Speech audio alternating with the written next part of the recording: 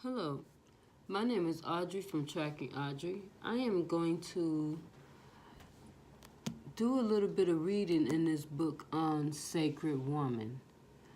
I was reading the book. It's been in my purse for off and on for about 2 weeks. When I go to work, I say, well, when I get some free time, I'll take this to work and I'll read it. So off and on, I've been doing that. And I said, you know what? I'm going to do a little bit of reading here and there on YouTube and give you guys my take on this book. So just a little bit of reading here and there. So if you would like to see what my opinion on this book here and there, just stick around. I am going to not only read this book as I, stroll through the book. I saw different things that she had in there that she's doing. Queen Agua that she's doing. And I'm holding this book so it can stay like that because I keep it in my purse like this. So, I'm going to do this, read this book, and do some of the things. So I want to take you guys with me on my journey in this book. So, let me take a sip of my tea. And let's get started. So this is Sacred Woman by Queen Agua, a Blackboard bestseller, a guide to healing and feminine body, mind, and spirit. And here we are on this first page. I'm not going to read all of this. This is more praise for Sacred Woman. Queen Agua is an extraordinary healer, teacher, mother, and keeper of our legacy. Through Sacred Woman, she is giving us the sacred tools we need to live our lives in the new century. And that is by Hazel Goodman. So, I'm not going to read the rest of that. And this right here it just says, also heal thyself for health and longevity. And the same thing, credits or whatever over here. So the contents for this book are merely for purposes of education and information. This book is not intended for service as substitute for medical supervision. If you are seeing a doctor, okay, so you keep seeing your doctor because she's not taking the credit for it. So I get that. It makes 100%. So I am, let me see, these cursive, let's see. I am a divinative, a beautiful flower, and a healing herb. What's that? Herb. Herb with a heart, a mind, breast, buttocks, and a womb. I come with sacred earth medicine to heal myself. And you know what? I like her design. I think whoever did her designs and helped her, I don't know if she did it or her the people who, someone who helped her, but I like them. And so this is, these cursive letters. I dedicate Sacred Woman to the first mother and healers of the planet. The African woman and a woman globally who are in need of wellness. And so this is her table of content. Preparing to enter the gates, Sacred Woman training. And then, so this is what I did so far. The ancient ways, which is part 1, chapter 1. So let me get started. So right now we're working on part 1, which is ancient ways. So let's get started. So what I did, I started in this book and I was highlighting things that I really liked. Let me see. Little things that I liked, the things that people who helped her that she had in here, and just different things that I saw that stood out to me that I want to talk about. I am not going to read this book. I am literally just going to read things that stuck out for me. So let's get started. So ring, ring. 221 Heal. This is Queen Agua. May I help you? The sister on the other end of the phone began to weep. I'm so scared. The doctor told me that my ovaries are dead. I'm only 29 years old and I feel like I'm going through menopause.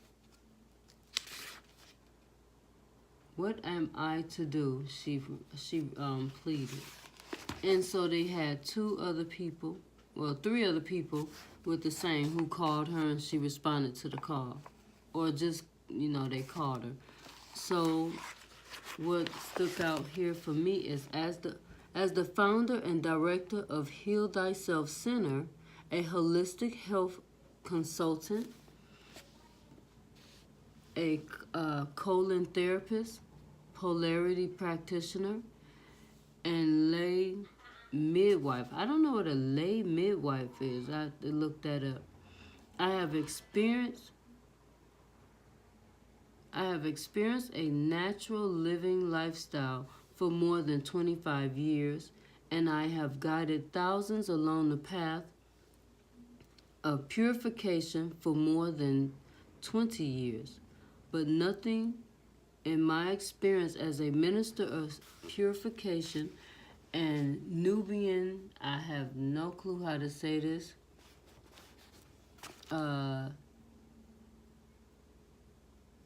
Kemet, maybe that's Kemet, priestess of the temple,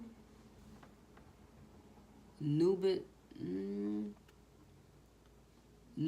I can't even tell. You know what? Next time I'm going to read these words, go over the book like I should have did before I got on here. So, intention through the shine of, I have no idea of some of these words, could have prepared me for the epidemic of womb disaster that began to appear at the Heal Thyself Center. Okay? And so that is the first thing that pointed out, that stood out for me. And you know what? I'm going to go back and go over these words. What I'm going to do is go, maybe I'll Google these words and see if I could pronounce them words. So when I come back, I'll have them together. Okay, and here goes something else that stood out to me is, I know how chilling the statistics are. There are more than 500,000 hysterectomies performed each year in the United States. That right there is what made me start. I went back and started highlighting things. That right there, 500. Woo, that's a big number. You know what I mean? Yeah, that's Dr. Michael E., creator of the Alternative to Hysterectomies website. Only 10% of the hysterectomies are performed for cancer. Wow, this is that. I mean, it's almost like I'm reading this all over again for the first time. It has been a couple of weeks. I mean, okay, so reproductive health. Let me back up, go back some more. Okay, African American women health, reproductive health and rights issues such as high rates of breast and cervical cancers and STDs, and excessive hysterectomies. Wow, that's just crazy. So that's just page 1 alone that stood out for me. Let me see.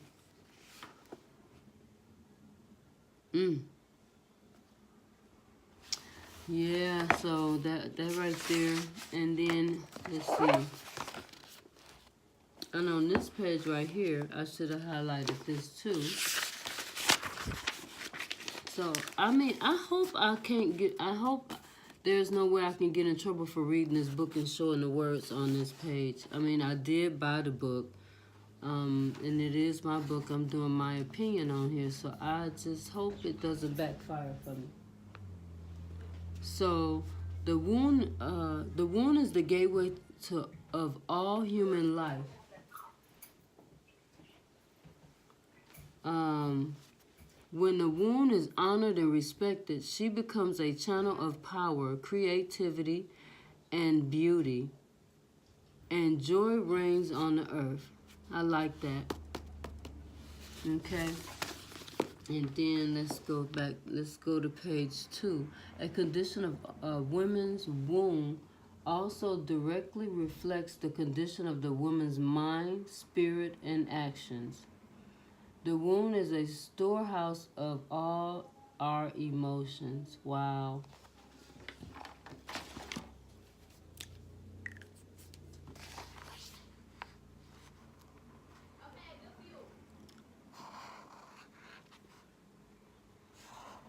Yeah.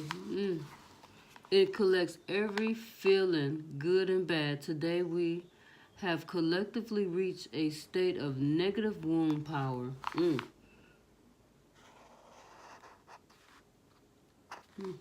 Okay. Unnatural living and unhealthy lifestyles perpetuate negative womb power, and this is a turn that supports the conflict of women against the planet, human against humans, and women against the womb.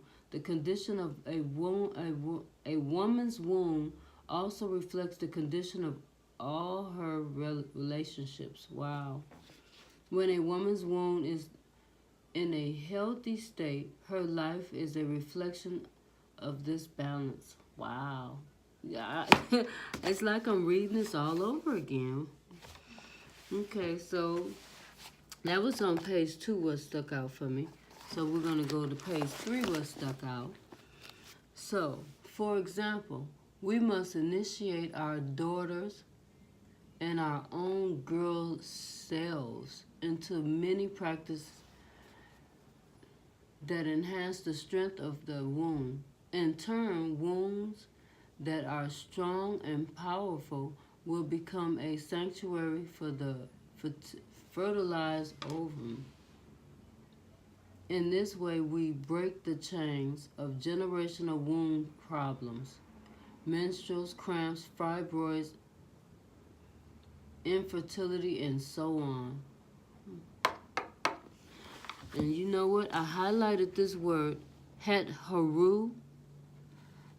Het haru. I think that's het haru because I wanted to look that up and I forgot to do it. So you know what I'm going to do? I'm going to find me a little paper to put with this so I can write down notes when I do this the next time. So this is my first time doing this, so I just so the next time I know what to do. When you choose life, you must have courage to sacrifice your old, worn out, ineffective self. Wow, this is deep, guys. I swear this is like I'm just reading this for the first time. So page 4. On page 4, what stuck out to me is it's a, let me see, maybe I'll go back and. You will rise from a deflated woman to an inspired woman, from a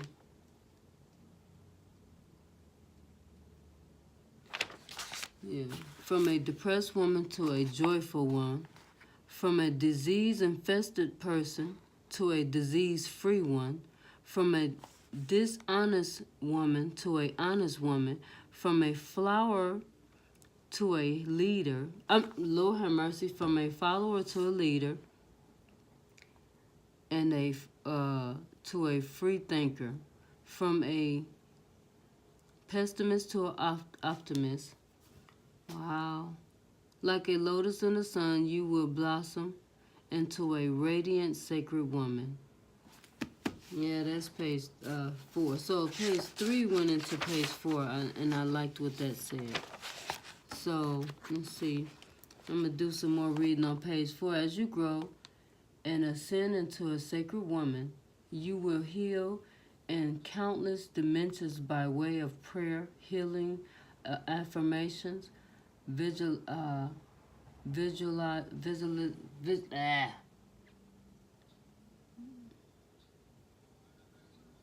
visualization, sacred dance,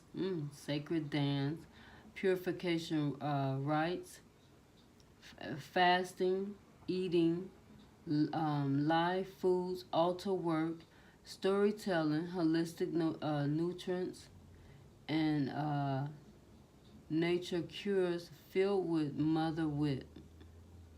Yeah, I like this. Through the nine gateway of illustration, the path of sacred woman restores us to our ancient African tradition, to the legacy of power, beauty, and healing. Yes, I like this. I really like this book, guys. I feel like this video is going to be long. As you travel through the gateway, you will finally reach your sacred seat of Isis.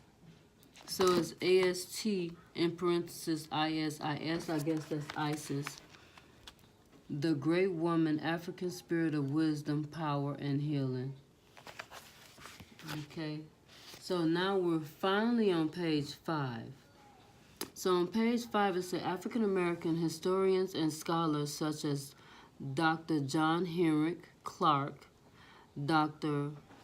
Yosef Ben Jacquemin, I don't know what that says, Dr. Sava Allah, and Jacob Crothers, I guess, and spiritual leaders who apply ancient Manhattan principles to live by today. And then, I'm going to go through these words. Wow. On the internet and see if I could sound these out. Yeah, she have a lot. It's a lot of words, and I guess they're African words or maybe Egyptian words. So then on page 5 it has, part 1 is. So maybe I'm thinking they say something page 5. Let's see. No, I guess this goes to page 11. So that's what stuck out for page 5. And then page 6, ooh, it's a lot on page 6. I guess nothing on page 7. Or page 8. I know it's something on page 8. So let's see. Gateway 0. We learn how to identify, cleanse, purify, heal, and honor one of the primary gateways to the spiritual power through sacred altar work and daily spiritual observations, and through journaling and dialoguing with the spirit of the womb.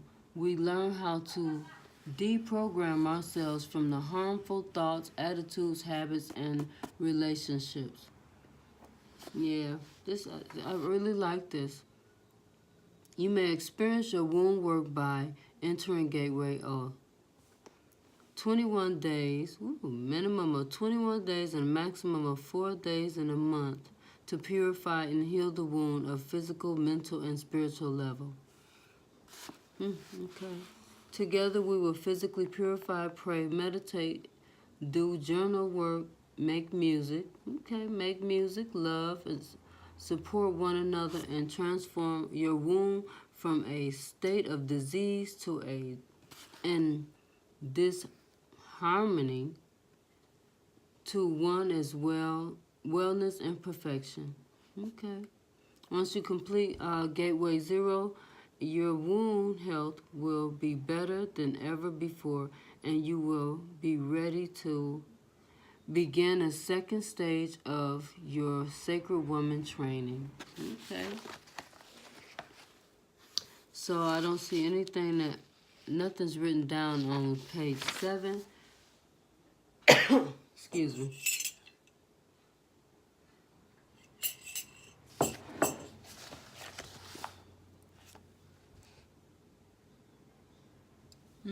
Okay, so in page 8, which look like it's the last. Yeah, page 8 is the last page on here. Even in the twists and turns of our lives, always remember that the sacred woman was our beginning. Sacred womanness, excuse me, is our home. Beginning sacredness in our home, living in a sacred woman in our destiny. Everything in life begins in a circle. All things come from the womb. The sacred spirit dwells in a sacred woman, and she will forever rise. Let's begin. And then, of course, like I said, I like the artistry, and it say enter in the temple. So, and I like this. So it's like this is the intro. And so I like this. I really do. So next we'll be going through, chapter 1. We'll be going chapter 1, starting on page 11.